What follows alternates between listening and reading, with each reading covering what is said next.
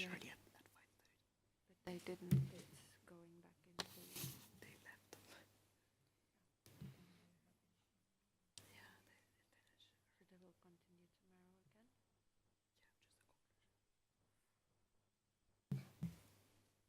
See, we don't have Marcel, so we don't know what's happening. I haven't seen them around.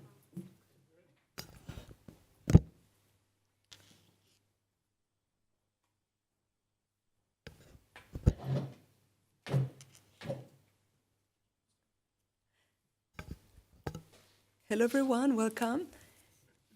I hope you had a good rest yesterday and that you're full of energy today. I know it's Monday and it's already a bit late in Bonn, but thank you for joining in person and also virtually. This side event is organized by IFAD and FAO, the Rome-based agencies. My name is Jenny Rio from IFAD Climate Finance team, and I will be moderating this side event.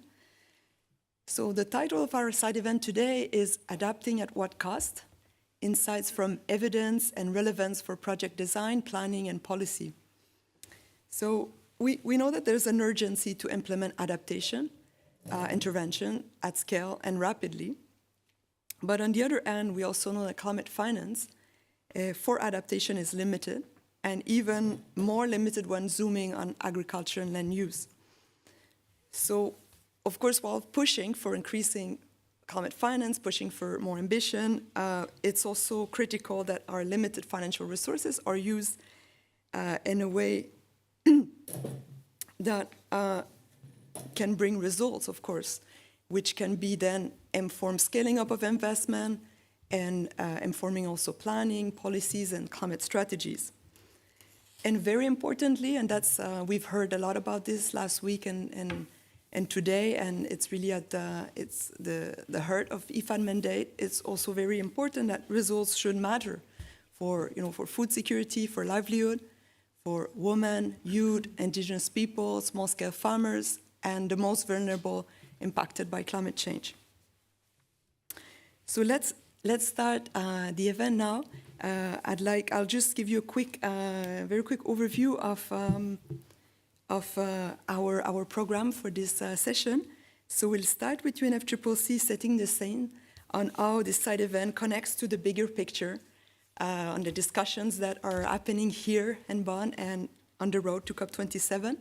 Then we'll have two presentations, one from IFAD and one from FAO on the approaches on measuring adaptation, so a little bit of technical presentation on actually measuring adaptation. And after, we'll move on the second part of this side event with a country roundtable, where country representative will share their experience on how it's done in their country, rather how evidence are used to design large-scale investments, or how it's used for planning or for policy, and what are the gaps, what are the challenges. So they'll put that into context, into their country context. And we'll have also, we're very lucky to have a youth representative that will share also her views and her experience in a few countries. And after each of the session, after each of the segment of this side event, we'll have also question, answer, comments. So really feel free to also share your own perspective and views and experience. And basically, we'll try to really finish on time so that everyone, since it's until 8 p.m., but we'll make sure we stick to time. So I will now pass the floor to UNFCCC, Paul Desanker, for the introductory remarks. Thank you. Over to you. Thank you, Jenny, and I'm very glad to be here. This is a topic that's close to my heart.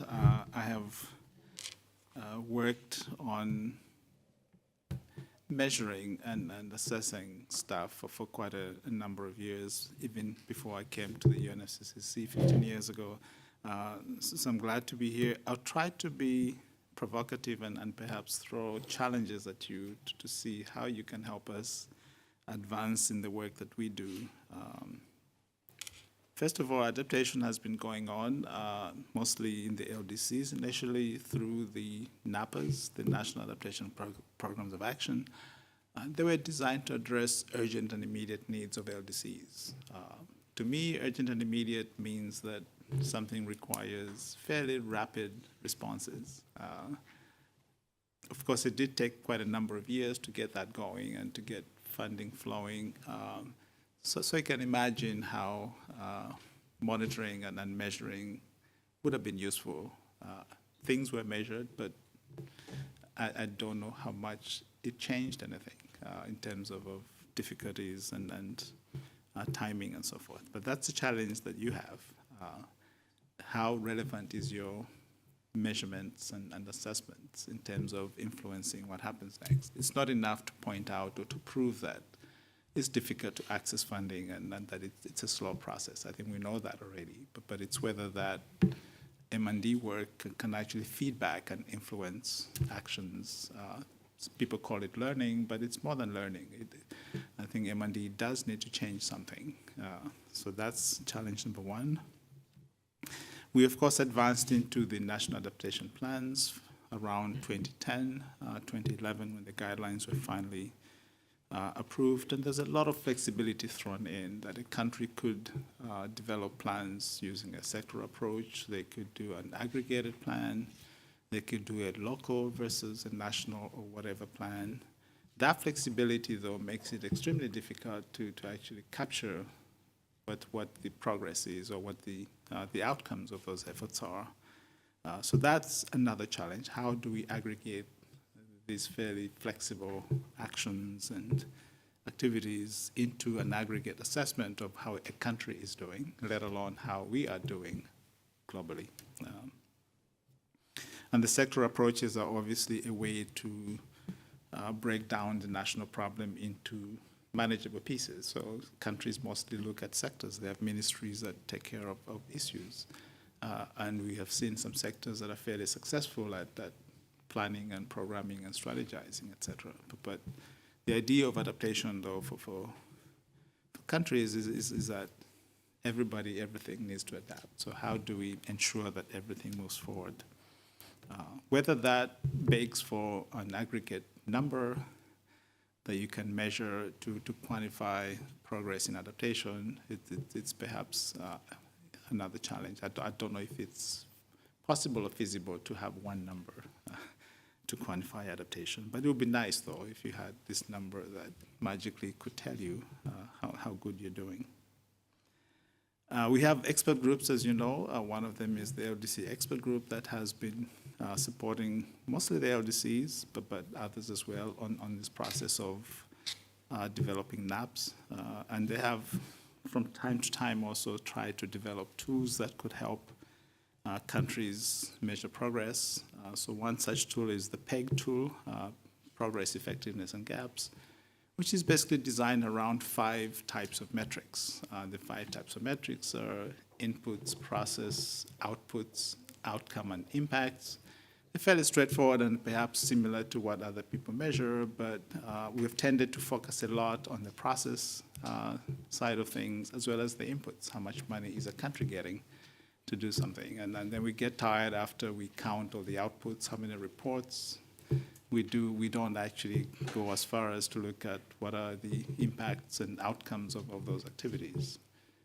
So it's a challenge for you. I think we're getting to a point where we do need to look at what is the outcome of all of these efforts.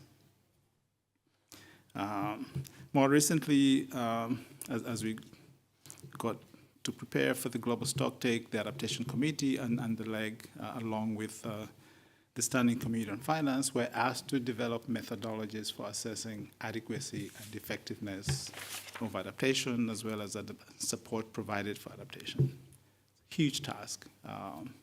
They tried for 3-4 years, but it never got quite accepted by all parties as a way to do the Global Stocktake. And the Global Stocktake has of course started now, so we're hoping that there will be perhaps insights drawn from different events like yours that will present methods that help us answer that question directly.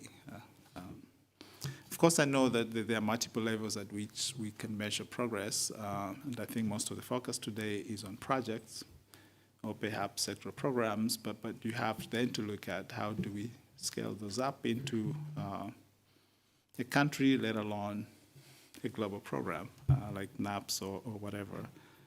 So that is the challenge we have, is what do we measure that will give us an indication of whether we're going in the right direction. Perhaps it won't be possible to know when we get there, but at least we should know that we're going in the right direction of adapting and learning as we go along. Lastly, all of this connects back to the bigger discussion of the day now is how do we quantify a global goal for adaptation? And there are a lot of ideas and there are a lot of workshops going on trying to unpack this question. So I'm hoping that we are hoping, not me, that after there's some clarity as to how to frame that goal, there will then be a look at what comes next. What are the specific objectives? What are the activities to address those objectives, and so forth? And from that, there will emerge a way to measure this goal. I personally have seen a lot of efforts long before we even unpack this global goal of people that have already been doing M&D of something, basically being very active, proactive, and then coming forward to offer solutions on how to measure the goal. But we haven't arrived at a goal yet, so I would caution you that let's wait and see how the goal evolves, and then we can decide how to implement it, let alone measure it. But some things obviously come to mind. We will have to continue to assess how a fund is successful, whether it's GCF or whatever, or a special program under a program like IFAD, and how well that is doing, as well as look at individual projects and how well are they doing.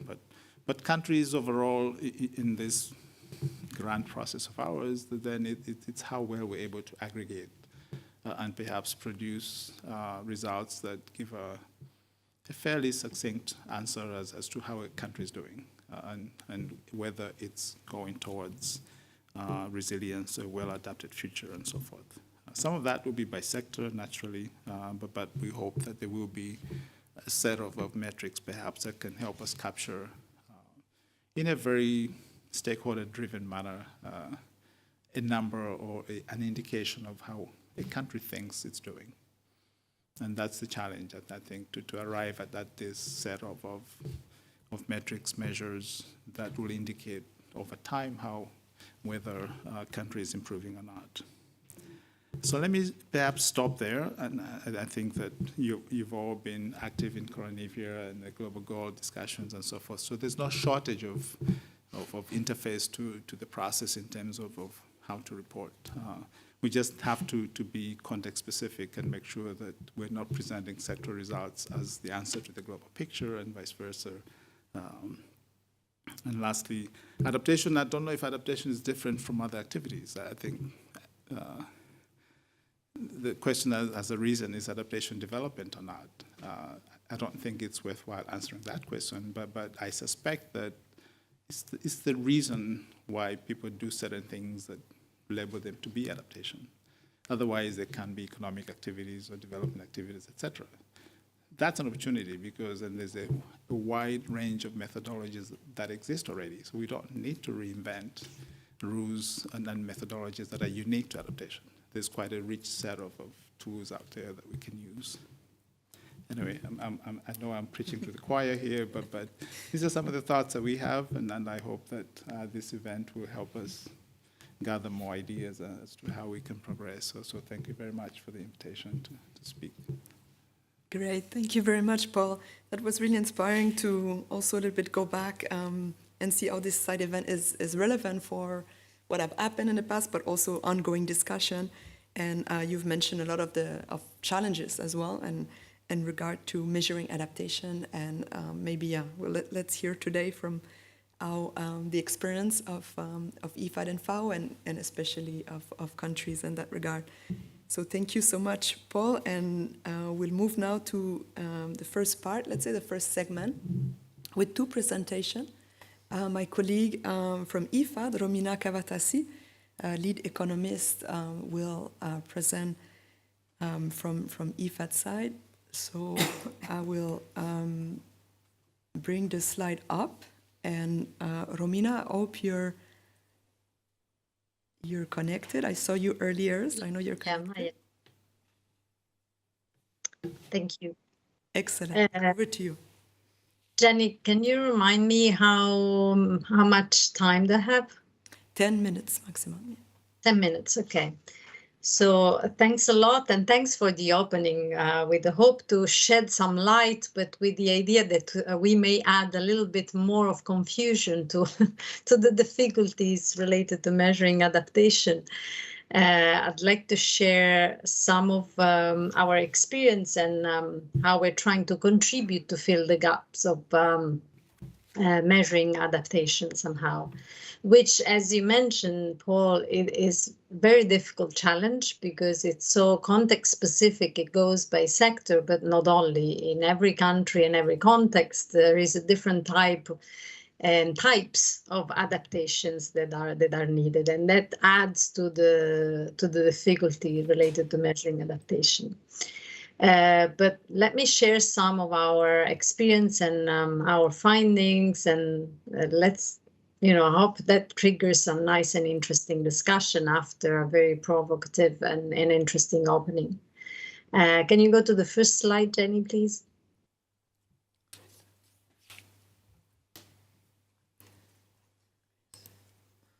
Sorry, I'm just trying to check. Okay.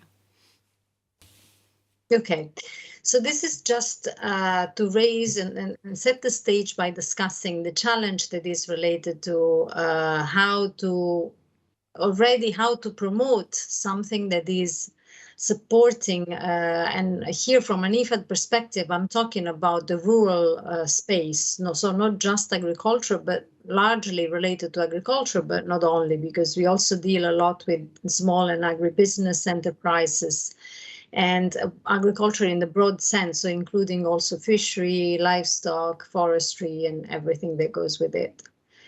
And so what is identifying already the most suitable adaptation options for a given context is already a challenge, and how to move them up to scale, given the highly constrained household resources that we often face in terms of land, labor, and capital. We're dealing with widespread poverty and food insecurity in many cases. Also, we know that investing in something that is related to adaptation is not tangible in terms of benefits, of economic benefits. So the benefits are somewhat delayed and also uncertain, whereas the cost in most of the cases are more tangible. So that's already another barrier in promoting adaptation options. At the same time, whereas adopters may face some private costs in adopting options because of the change in technology that sometimes requires some years to materialize, they provide public, and in the case of mitigation of greenhouse gases and also adding biodiversity, for example, benefits are global and public, but they have to face private costs. And of course, in contexts that are require very specific intervention, and in many cases we face missing or incomplete markets where, even when you contribute to provide additional contribution to production, so increase agricultural production, for example, there is no market to sell the higher yields that they may achieve. So that's add some complication to the picture. So that's like quite a difficult challenge, a difficult set of challenge to face. And of course, this leads us to the large knowledge gap that exists in the evidence base that is not fit for purpose. So when we design interventions, support finance to materialize intervention, but also the policies that are needed to support these types of interventions sometimes also lack the evidence. Where should they source? And that is where I'd like this discussion to go, and how we, in terms of the research and impact assessment division within IFAD, can contribute to filling those gaps and to provide an evidence that is fit for purpose. considering, the various challenges that I mentioned and how heterogeneous the impacts can be across the various socio-demographic, the land size groups, the different regions within a country, the different countries where we work, etc. And also, of course, the trade-offs and the synergies that exist across different types of options that one can choose from. Next. Okay, so what are we doing to try to contribute to fill in the knowledge gap? I come from the Research and Impact Assessment Division of IFAD, where you can go to the next slide, please. Where we, what we do is we conduct rigorous impact assessment on at least 15% of the entire portfolio of projects that close every 3 years at IFAD. So we select 15% of the entire portfolio of projects that are closing and conduct impact assessment where we identify and collect data for beneficiaries, but also for a group of people that are comparable to the beneficiaries but didn't get the projects in order to attribute the impacts to our intervention. This serves a dual purpose. On one side, we learn a lot of lessons on the specific intervention and context that we analyze, but at the same time, some key indicators are collected systematically for each project, are aggregated, and then projected to the entire portfolio of IFAD. And by doing this, we are able to say, to donors, to policymakers, to ourselves, okay, out of the funding we invested in these countries, this is how much we got in terms of income, in terms of resilience, in terms of access to market, poverty reduction, etc. What I'd like to focus on today is particularly related to adaptation, because we also have a deep dive into try to learn something more about adaptation. Go ahead. This I already mentioned, so go ahead, please. So, okay, so what we do is in terms of the type of data that we collect is that we conduct surveys at community and household level and collect a broad and large type of data in terms of socioeconomic, agroecological, demographic, agricultural production, which we combine with qualitative key informant interviews, go ahead, with the project monitoring data, but also more importantly, for what concerns adaptation, is that we also georeference these households and communities and connect to our data set, merge to our data set climatic data that are also time series, where we use the most suitable variables for climate that are giving us a sense of how much the temperature is impacting results, particularly important for yield and agriculture, but not only. Rainfall, temperature, variation. For fishery, it's also important, tides, waves, wind, and many others. So for each context, again, we try to identify and use the most suitable climatic variables in addition to all the rest I mentioned. The next step, particularly related to resilience and adaptation is, go ahead, is that we also try to learn what is the adoption rate of the adaptation option that we provide, that we promote. And that is because we shouldn't take for granted that what we promote is automatically adopted by our beneficiaries, because they may choose to adopt something of what they learn and not adopt other options. So the adoption rate of our intervention is also very important to understand how better we can do to increase the adoption rate when things work well. Then we also measure resilience, and resilience is related to households that face the shock. So to those that have faced the shock, not only climatic, but also climatic, where we verify with the climatic data I mentioned earlier, we collect data related to the ability of the household to recover to the same or above level than before the shock. And so we measure adoption rate of the adaptation option in particular that we promote, the resilience, and the proxies related to livelihood, which include income, include yield, and other variables. In the next slide, you just see the differences between the treated and the control group, so the beneficiaries and the control group. And you can see that in most cases, there are not significant differences when you don't see stars. When you see stars, it's interesting to see the case of Tajikistan and Djibouti, which was a second phase of a project, and already the experience with shock was much reduced for the beneficiaries. Next slide, please. Here I'm just giving you an example of projects that we assess and of what we do. So in the Bolivia project was part of an interesting program of work in IFAD, which is called the Adaptation for Smallholder Agriculture Program, which some of you may be familiar with. And it's a program that had the specific purpose to help beneficiaries adapt to climate change and to the, managing the potential shock coming with the climatic change. This project in particular focused on raising awareness and capacities, to strengthen the capacity to adapt and to opt for sustainable management of natural resources. And we also included provision of technical support and also financial support, including for small-scale irrigation, and for the greenhouse production, and for additional types of infrastructure that supported adaptation to climate.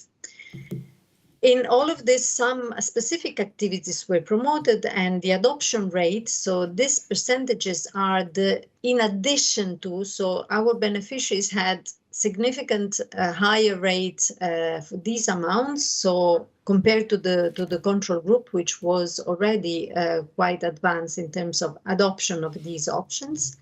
And so in this case, it was small-scale irrigation, crop residuals left in the field as part of the conservation agriculture package, agroforestry, and erosion controls, because we are in Bolivia, so the Andes are quite steep hills. So these are the adoption rates impacts, so not the rates on average, but in addition, higher than the control group.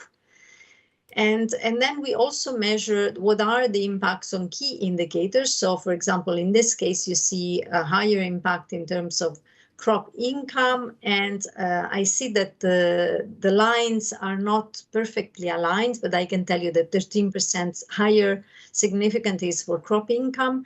And then I think that actually 13% is for general income and 25% is for crop income. Interestingly, livestock assets is negative, which can be seen as a negative impact, but in fact it's positive because the objective of the project was to increase the productivity of livestock while reducing the ecological footprint. So while reducing the livestock herds, they managed to increase the livestock productivity in terms of meat and milk. And then the last few ones are related to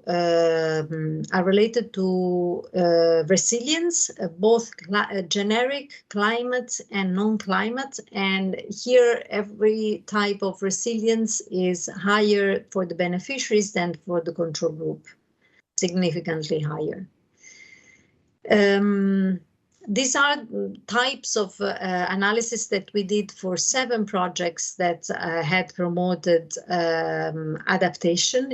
And so we looked at adoption rate for each of these and are reporting here significantly higher levels for some of the adaptation option. Next slide, please. And here you can see that just showed all 6 projects. Thanks. Yes. So for these six projects, we analyzed the impacts on key indicators. They all adopted adaptation options promoted, and we're positive results in terms of productive assets and climate resilience in Nicaragua, which was hit highly by a hurricane, in Bolivia, which I just showed, in Mozambique for cassava productivity and increase in diversification of income, in Vietnam for crop income and productive assets, in Djibouti for the value of fish sales and for food security, in Kyrgyzstan for income and livestock production, and in Tajikistan, similarly to Bolivia, for livestock productivity, milk productivity, and weight of cattle, while reducing again the livestock herd. So this is just an example of what we're trying to do and contribute to filling in the gaps. But of course, there is a lot more to be done and to contribute to, and eventually also to do some meta-analysis across the various types of evidence that we are collecting. And with this, I close here and happy to answer any question. Thanks a lot. Thank you very much, Romina. Would have been nice to have you here with us, but please stay connected. So we'll have a short Q&A after the next presentation from FAO. So I'll pass the floor now to Liva Kaugure from FAO Climate Change and Biodiversity Office. Thank you. Sorry. Yes, so good afternoon, everyone, or more good evening. My name is Liva Kaugure, and I'm a Natural Resources Officer in the Office of Climate Change, Biodiversity and Environment in FAO. And I will give a quick overview on FAO's portfolio on climate change adaptation, but also then how we kind of approach the methods and to measure the adaptation. So if I can, sorry. Yeah, so I would like to just briefly start that in 2021, our council adopted the strategic framework for the next 10 years. So that is at the core guiding our work. And then hopefully tomorrow, our council will adopt the new FAO strategy on climate change. I'm saying new because the previous one for the implementation was between 2017 and 2020. So both of these strategies and strategic documents are guiding our work, but also they are developed based on kind of considering the sustainable development goals and interlinkages, also considering the latest science and evidence, and also, of course, looking into the outcomes of the last year's Food Systems Summit. And then just going more into the new strategy and kind of giving a brief glimpse. It's the third pillar is focusing really on the action on the ground and ensuring that the capacity building activities through climate risk management and adaptation are reaching really the end user or the farmer, the local communities. So here we envision as an outputs that they will have access to the knowledge and also accurate information of climate impacts. And also they are able to identify themselves the adaptation and resilience kind of activities, and also they are able then to adopt these good practices of the adaptation. So that's just very briefly for our guidance. I think sorry, the cable is a bit short. Okay, I will use the button. Yeah, so I would like to start that our entry point definitely is through the analyzing Ndcs. So the latest analysis shows that around 95% of the new and updated Ndcs submitted to the UNFCCC Secretariat include adaptation priorities and measures in the agriculture and land use sector. And then obviously when we are looking into the analysis and analyze in these Ndcs, that helps us to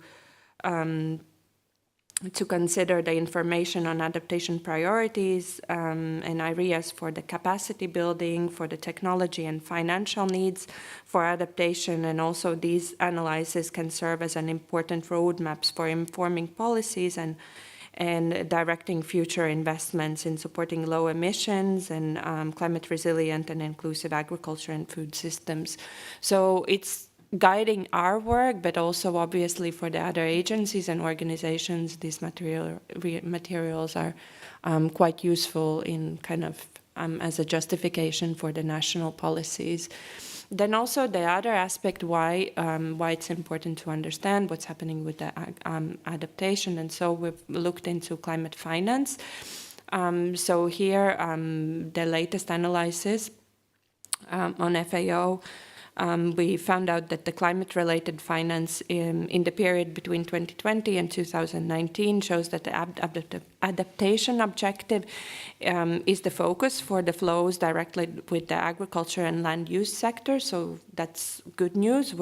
So it's representing around 43% of the financial flows when we look into specific sector objectives. But then at the same time, when we look at the global financial flows, you can see also in the image on the right side, then the gap is quite big between mitigation and adaptation. So that's around 26% only going to adaptation, and the rest is on the cross-cutting themes and mitigation. So just to mention further, adaptation mainly is directed in the agriculture, water resources, and agriculture development and disaster risk reduction. And also we found out here that also that Africa and Asia is the most financed region, receiving around 75% of the total allocations. So I started with these kind of statistics and our global analysis, and that these kind of findings, as mentioned, are helping and guiding our work in programming and defining kind of priorities for the global projects and programs. So here I would like to also a bit emphasize or mention some of the global projects that are working and addressing the implementation on the adaptation planning and also adaptation activities, and then also reporting. So the first one is the Undp FAO joint work program, joint global program on scaling up climate ambition on land use and agriculture through nationally determined contributions and national adaptation plans. It's a continuous program, basically learning and building up from the previous joint program, integrating agriculture in national adaptation plans. And here we're trying also to take more approach on kind of transformative action. So maybe that can be through Ndcs and national adaptation plans, and asking countries and governments to kind of unpack these challenges. What does it mean, and what are the transformative actions for the agri-food systems and agriculture and land use sectors, what they have defined in their Ndcs and NAPs. And here we're supporting 12 countries globally.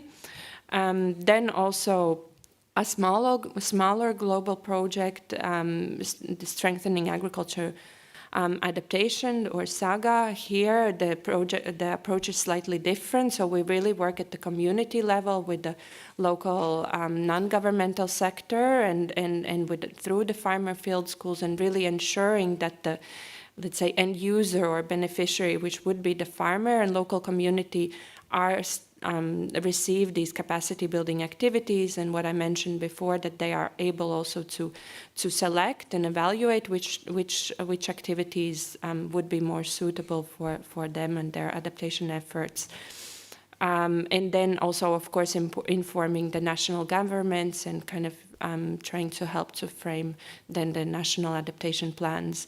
Then also the climate action enhancement package through NDC partnership. So here also it's both support through NDC revision. So here it was more also supporting a number of countries in kind of defining their adaptation and mitigation actions in their revised NDCs. And then also kind of more kind of as a cross-cutting theme. We're also part of the Global Environment Facility special funding window, which is called Capacity Building Initiative on Transparency, and that goes also beyond agriculture sector, because here we are really working with the countries and making sure that they have the capacities, institutional arrangements, data sharing, which goes beyond the agriculture. It's more kind of institutional alignment for countries to be able to report on the enhanced transparency framework under.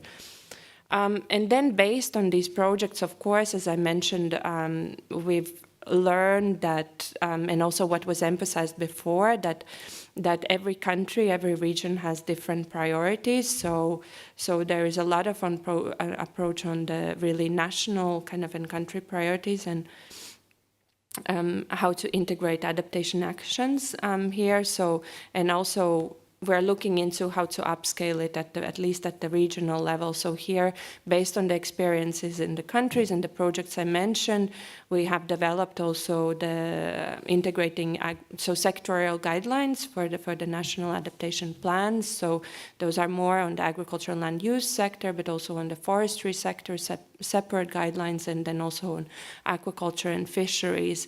And then, as mentioned, our entry point is more through the Ndcs. So we're also working with the African group of negotiators for preparing guidelines on framing long-term low-carbon strategies that, of course, also consider mitigation actions, and then based on tools which are more global approach. So hand-in-hand initiative that was launched a few years ago. So we're also integrating then the NDC kind of component in this hand-in-hand initiative.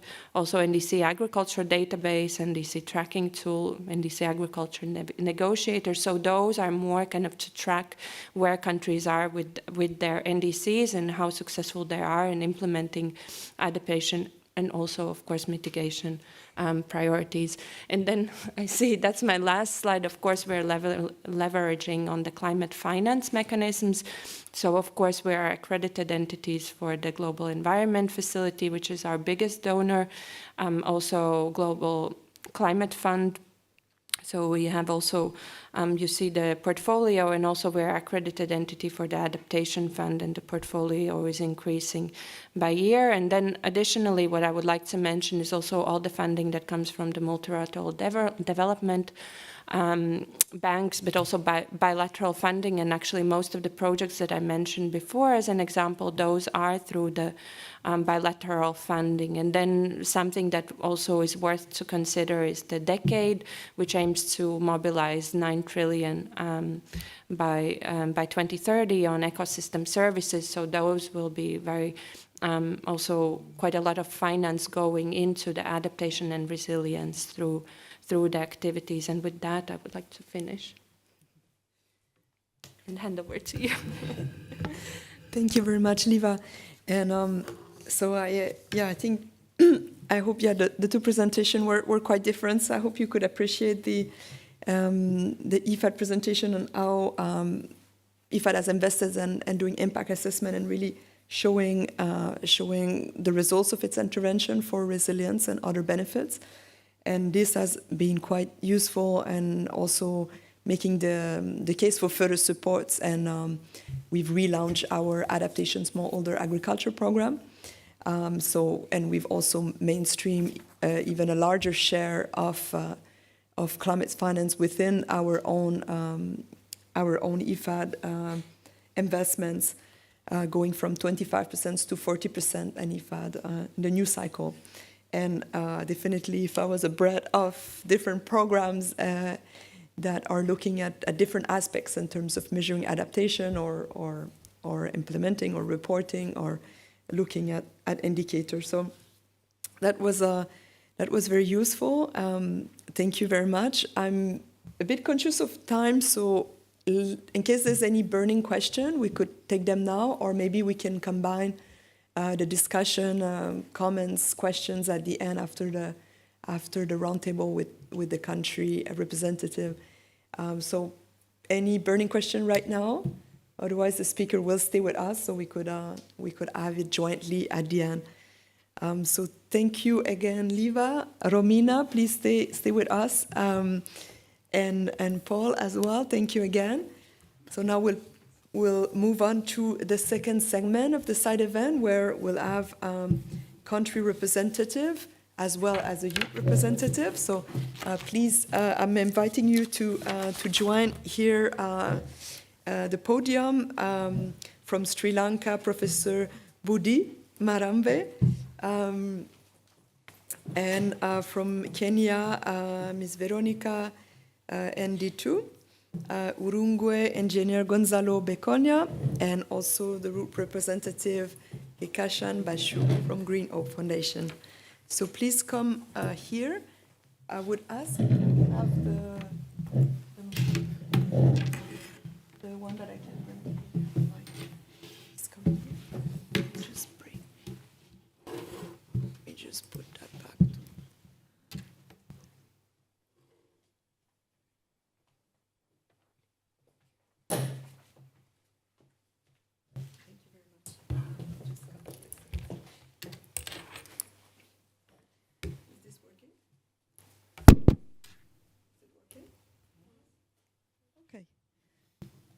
Excellent. So for this second part, as I was saying, we'll have 5 minutes per panelist to share from your country experience how maybe evidence have been gathered or used for planning or implementing large-scale investments or planning climate strategies, NAPs, or informing your NDCs or informing policies. And of course, what are some challenges, some gaps, and any recommendation, views, or that you want to share with us.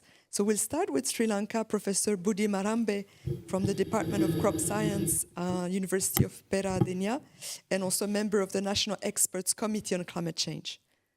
Thank you very much. Thank you, Jenny. And thank you, IFAD and FAO, for giving me this opportunity to be here with you.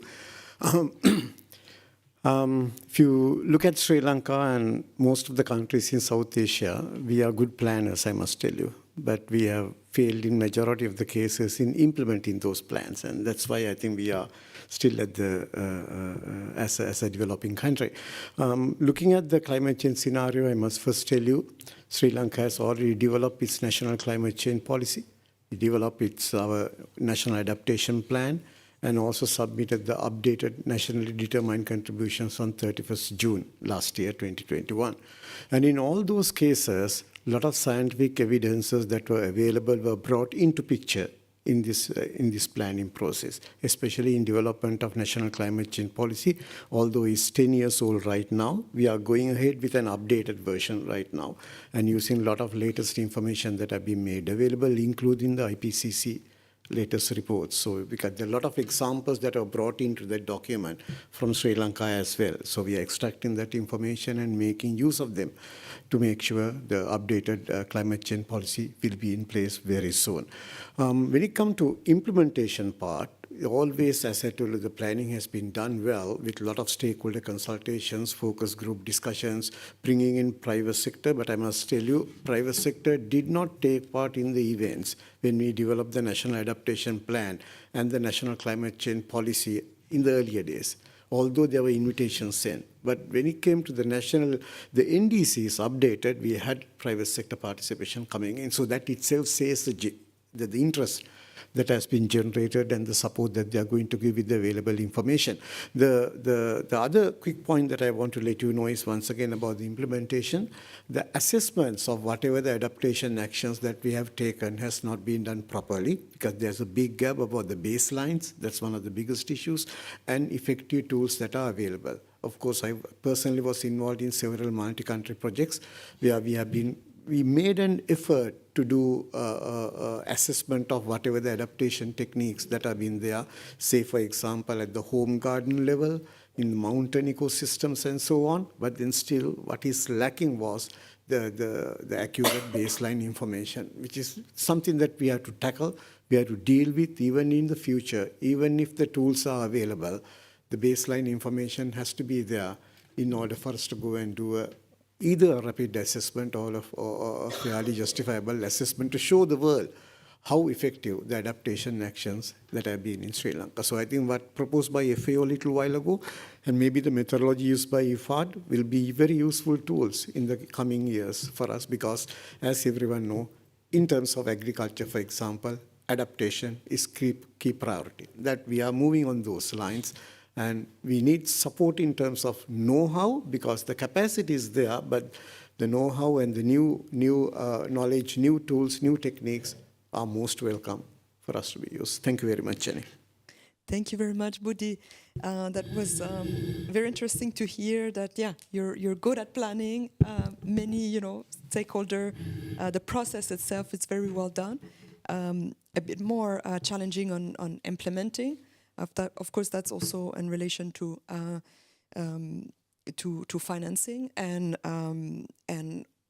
as you mentioned, yeah, the baseline data being a gap, and definitely that's something also for strong, large-scale investments that often, baselines need to be demonstrated to be able to say what would be the additional or contribution. So very good points, very, very interesting. Now I would like to hear from Kenya, Ms. Veronica Ndcs, sorry if I don't pronounce well your name, head of the Climate Change Unit, Ministry of Agriculture. So over to you, thank you. Thank you so much, Jenny. And yeah, I'm happy to have this opportunity to share our experiences in Kenya. I think I would agree also express the same sentiments that Kenya is also good in planning and also developing policies that guide in terms of implementation of climate change action. And that's why the agriculture sector in Kenya developed the Climate Smart Agriculture Strategy and its implementation framework in response to the NDC, which gives the climate smart agriculture approach as the means through which agriculture would deliver, or it's part of the NDC.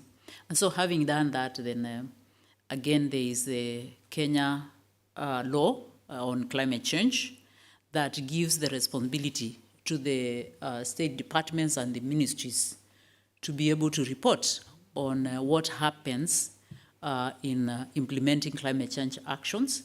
And so it's the responsibility of the various departments and ministries to get all information from the actors in that sector who are implementing climate change action, and for this matter, for agriculture, climate smart agriculture, and so report to the focal point, which is the Minister of Environment. So the strategy was developed, the CSS strategy was developed to guide that and be able to guide the actors in agriculture to implement climate action. Then again, for us to be able to track that, to see whether we are in progress towards implementation, we have also in a multi-stakeholder platform, a manner, we have been able to develop a monitoring and evaluation framework. And this is to guide now, if we have all to report that we are doing something on climate smart agriculture, then all the stakeholders were involved in developing that tool or that framework for tracking climate change action. So this has been put in place through a very consultative process. Then we hope very soon we are going to operationalize it through an online reporting tool. Of course, there are challenges because different stakeholders have different financing mechanisms, and every stakeholder has a different way of reporting what they do. And so it's not really easy to harmonize that in terms of putting it under common indicators. But of course, we have come up with the common indicators using the framework. But operationalizing it is still slowly taking shape, and we hope it will be able to happen in a very smooth manner.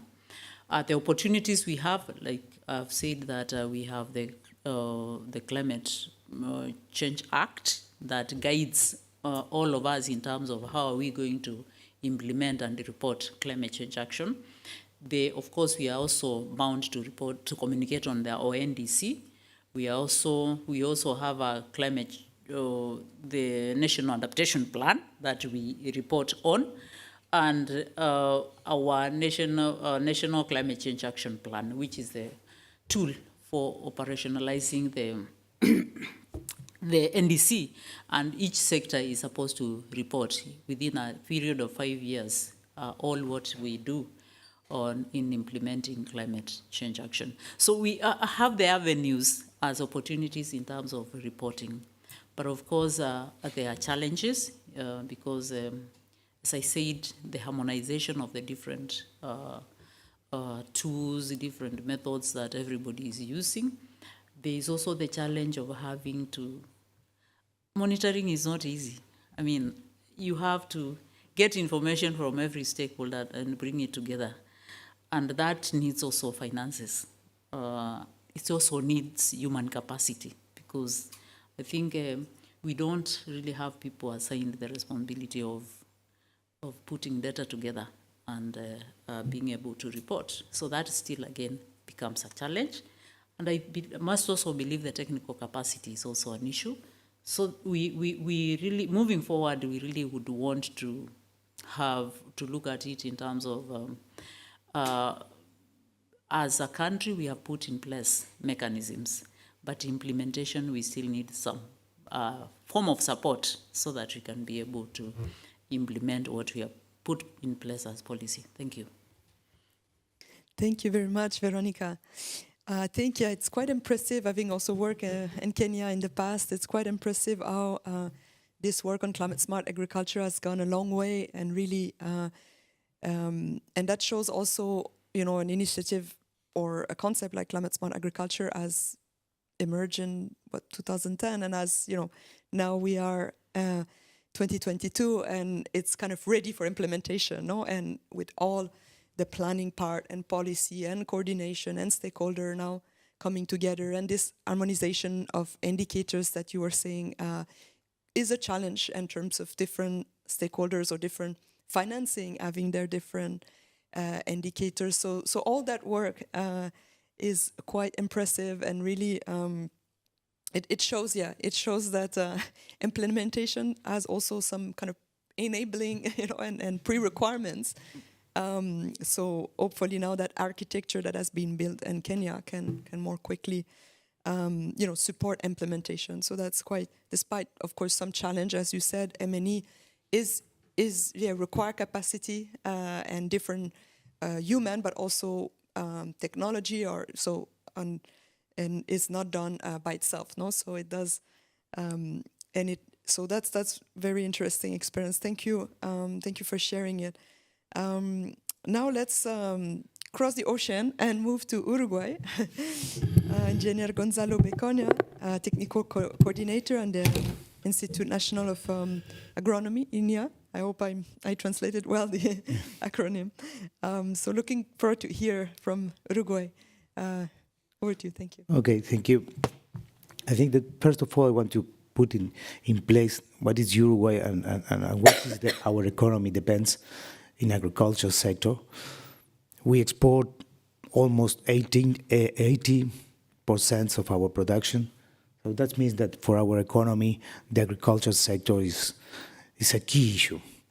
No, for imagine that 1 year we have a big draw in our country and we lost about $1,000 million, we calculate. So the impact of climate change, it's really important for us and for our economy, and of course, and at the end, for all the farmers that depends of the livelihood from the agriculture production.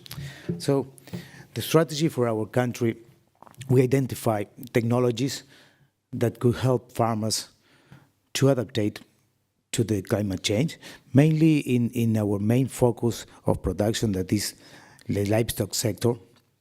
So we have good research in our country and try to put in practice with the farmers, but that's a key issue. So the implementation of the practices, all the policies in adaptation, is crucial for have less incidents of this impact. However, we think that we develop a project. We have some project that we already work with the World Bank that is already finishing on how we put in practice some of the technologies in farmers. We try to measure, but I all realize that the measurement of this type of things is very difficult, and how we can measure the impact over that. We also saw that we have another project now that is ongoing with the Global Environmental Fund that is working with FAO, and we saw that when the farmers start putting in practice technologies, we also have co-benefits in the farm. We identify that we avoid emissions also when with the farmers implement technologies to adapt. We reduce in a project implementing technologies, we reduce about 15% of the emissions. Only just for putting in practice technologies like making a budget of the feed, putting in practice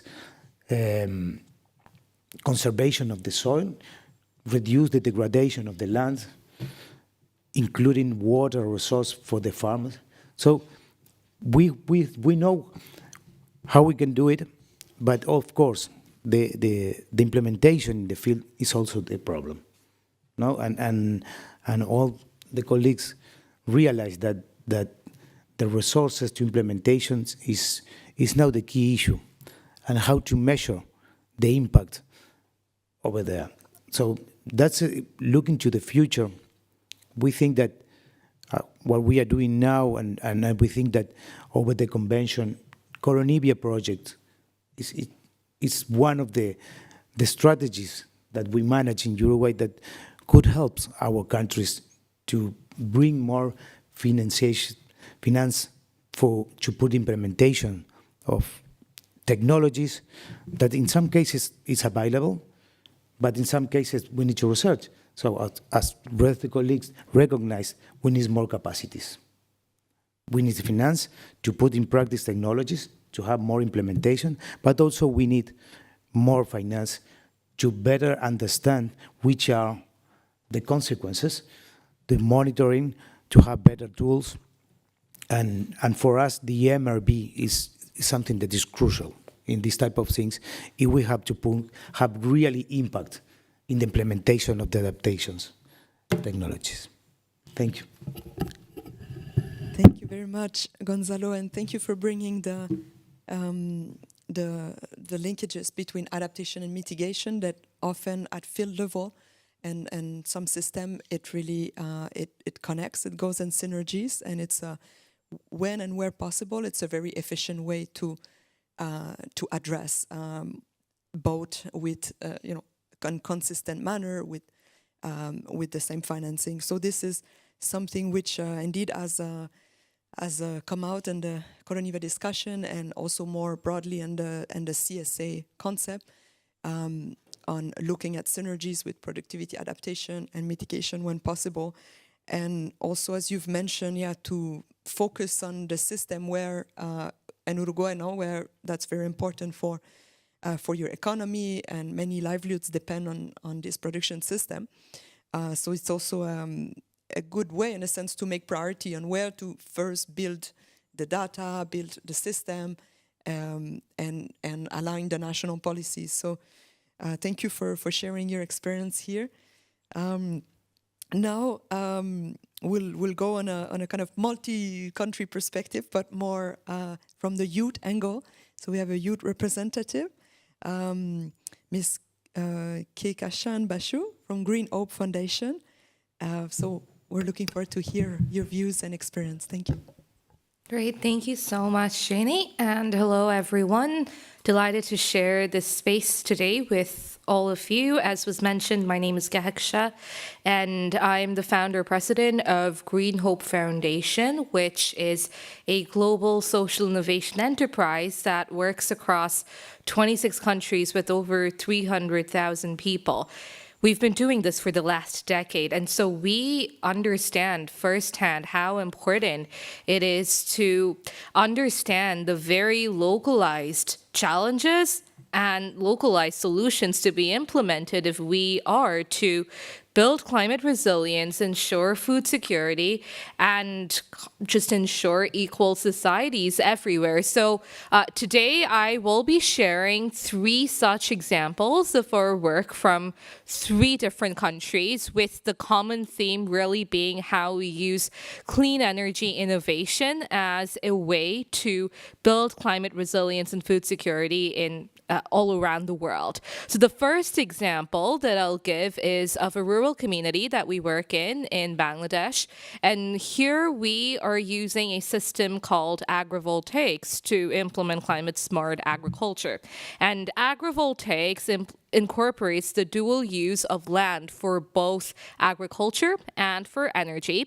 And this means that the farmers are able to grow their indigenous crops underneath the solar grid that we've installed. And then the solar energy is then used to power their homes, the local school as well. And combined with the agrivoltaics, we also provide the farmers with training on organic farming and not growing cash crops as demanded by the urban cities. So this makes sure that we're not putting a burden on our natural resources. It helps to reduce water and food insecurity, and it has helped to rebuild the livelihoods of over 25,000 people who live within that community. Now, our next example is of our work in a village in Western India. And first of all, Green Hope Foundation has a solar-powered mobile library system that runs all across the world. It takes books to the doorstep of children who've been forced to drop out of school. But in this village in Western India, the solar-powered mobile library also distributes fruit saplings to the women of the village. And then we provide them with the knowledge, with the training on why it's so important that they plant these trees in either in front of their houses or in their backyards, and what the benefits are and how they can use this planting of the fruit trees to become entrepreneurs in a community that is generally very conservative. So by planting these fruit trees, these women have now, the trees not only provide shade and help fight pollution, but the women have been able to become entrepreneurs because they keep 40% off the harvest for themselves and they sell the rest, so they're able to have a sustainable source of income, and then they use that money to send their children, and especially their daughters, to school. And the girls actually study at our solar powered computer lab, getting STEM education. And the final example I'll give is of our work in a coastal community in Liberia. And here in this community, we've installed a solar grid in the school to provide them with climate resilience education. And one of the main projects the children implement is the planting of coconut trees. And then again, they harvest the coconuts. It helps to improve food security in their village, and we're able to uplift and rebuild livelihoods. So this is something that we as a grassroots youth-led NGO have been doing for the past decade. And these are just 3 small examples of our work. But what we have seen firsthand is that there is a need to really get support from richer nations, from private sector, from multilateral institutions and really ensure that instead of spending money on, for instance, building weapons of mass destruction, they really put their money towards making sure that we're able to build climate resilience and really address the very unique lived, localized experiences of the people who are most vulnerable to climate change. That is something that we are doing, and it is our hope that we're able to really ensure that everyone adopts that spirit of multilateralism so that we're truly able to leave no one behind. Thank you. Thank you very much. That was very inspiring. And I think you brought also the elements of kind of multi-sector, because it's all connected at community level, the renewable energy, the ag, as well as the benefits for the community, for women, for girls. So it really comes together, and sometimes maybe those are why, are the reason that will really why people will adopt those practices. It's those benefits that improves their livelihoods, that gives them socioeconomic new conditions, or allow their kids to go to school. So beyond, maybe climate resilience, those will be what really attract them to come participate, and then there'll be several other benefits that sometimes take a bit longer to materialize. So that's great example from these local projects, and we'll keep we'll look forward to know more about your work. So thank you for sharing. So I think here we'll I don't have a watch, so I've lost track of time, but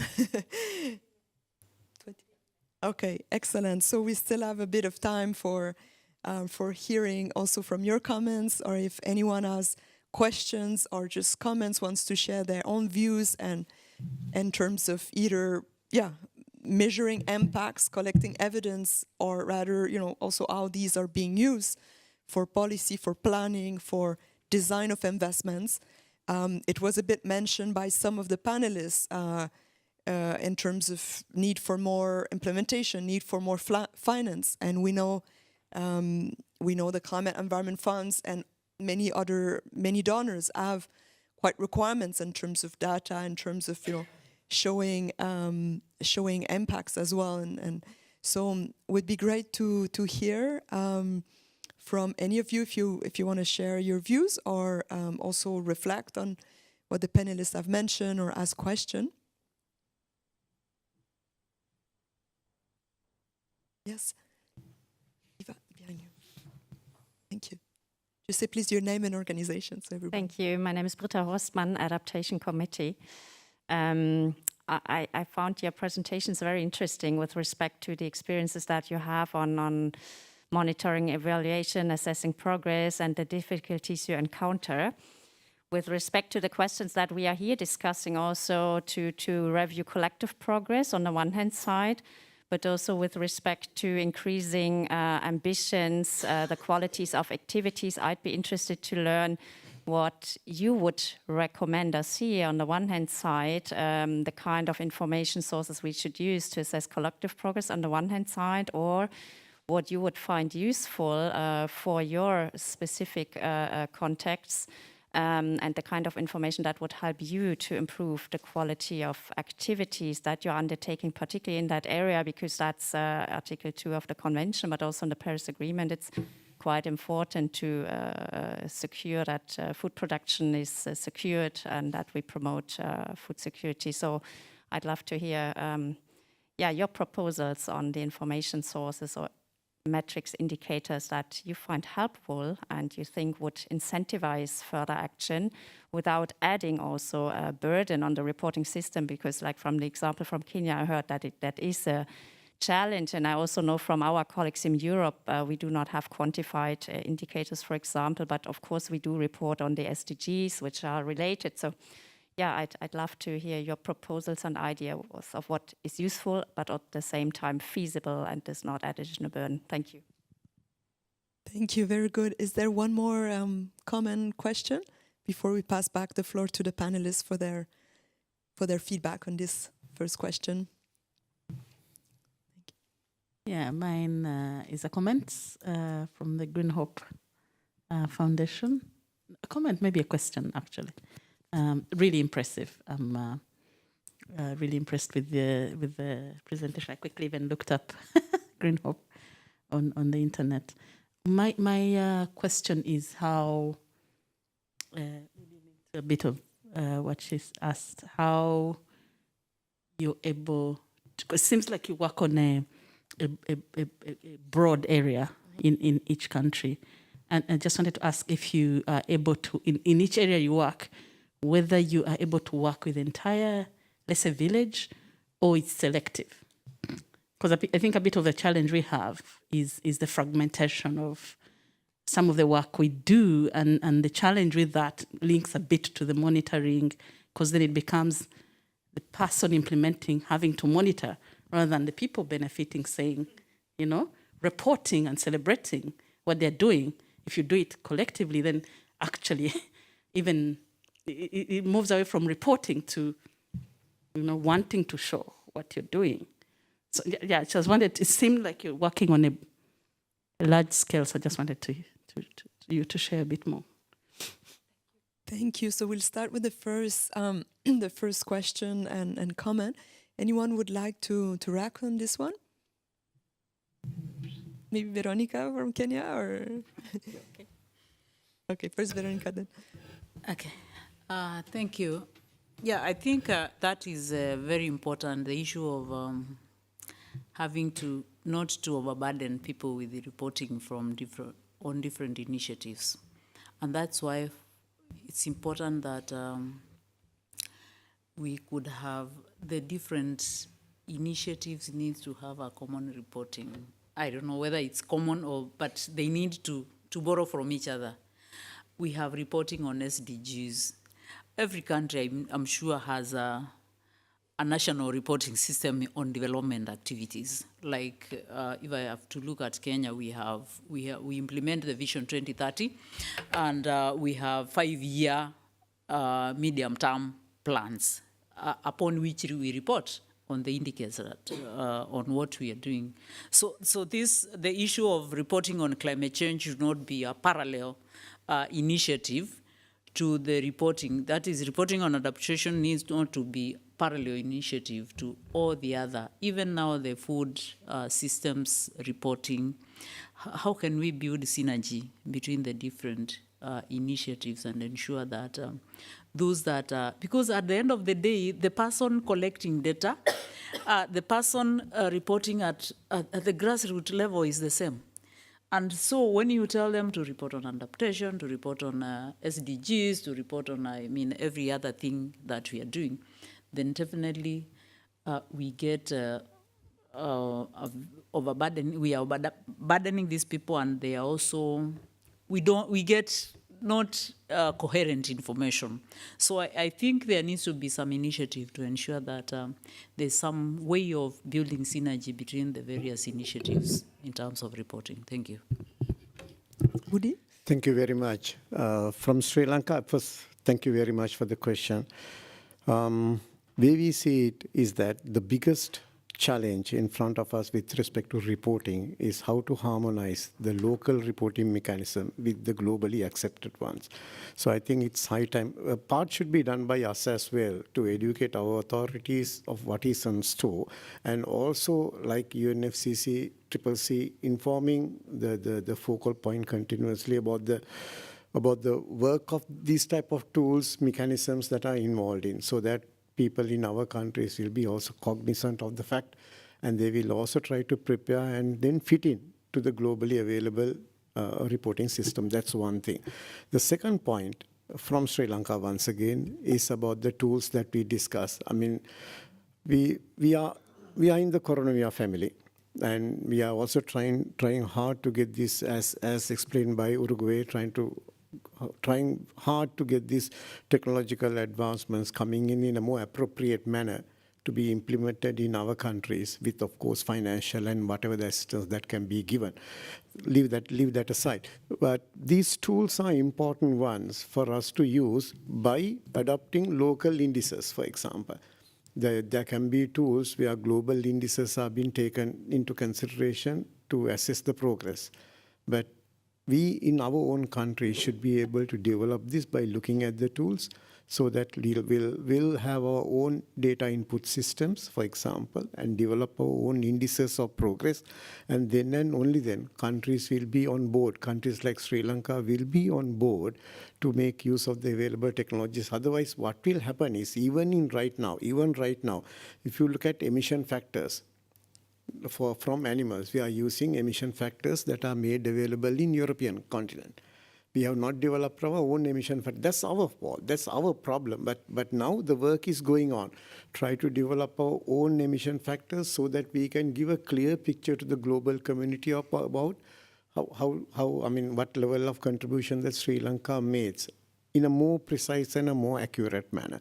So those type of activities, I think we have to work in a harmonious manner. Local context is there, global context is there. While understanding what is in the global context, it's going to be easy for us to adapt and give more precise information and to develop further. That's the response that I can give you right now. Thank you. Thank you. Just to have a quick answer, just because we don't have enough time. In our case in Uruguay, as we are a small country, and I think it's easy. I mean, it's not easy, but we work hard to make some effort to have more measurements and more quality of data. That is something that we've been working since long time ago. We have a big project in traceability of our animals. So we really learn. We know where they are born, where they move it, what they do in the whole life. So it's something that for us is a big tool that we have, but the policymakers try to know when they need to put the ballots where they put it, because it's a big effort that they need to make, mostly without finance at this moment. We hope in the future they can appear, but at this moment they need to look where they put the ballots. And also, for us, it's a challenge that we sell our products. So we also want to show the world that we are working, that we have all the commitments also we work for adaptation, but also we need to have all the commitments in mitigation, because for us, we don't sell too much, so we need to look our best prices markets. That's our focus of our economy. And what we have done now is, without we have data, that's why the data is so important, is how we can manage in a correct way to give to the policymakers information to take better decisions when they need to put the ballots. So what process that we start this year and is an interinstitutional work that we have done, including research institutes and an institute that promote our products in the world. We made a big footprint, environmental footprint of our products. So what we are doing is in small regions inside the country to know which is the performance of different indicators. Not only in GE emissions, also in biodiversity, degradation of soils, in water resource, and of course GHG emission, because it's the natural issue that in climate change the impact. And I think that's the issue of when you have data. I mean, but the quality, you can use it in a better manner to take better advantage of that. So for us, the data is a key issue, and to take better decision for the policymakers. Thank you. Now let's move to the second question for Green Hope Foundation. Thank you. Yeah, thank you for the question. And I'll actually use your question to answer both the questions that were posed. So yes, Green Hope Foundation, our work is extremely broad. And one of the main things working in such a broad context that we understand is that our goal is always to address everyone's needs. So like we address the needs of the individual people, but we also want to address the needs of the collective so that it really benefits the community as a whole. And something that we have seen very often in our work over the last decade is that when data usually comes in, people usually try to bring in a very one-size-fits-all policy because it's just easier that way, honestly, and we don't have to do that much more work to really meet those very specific needs. So one way that we kind of manage working in such a broad context is by normalizing the collection of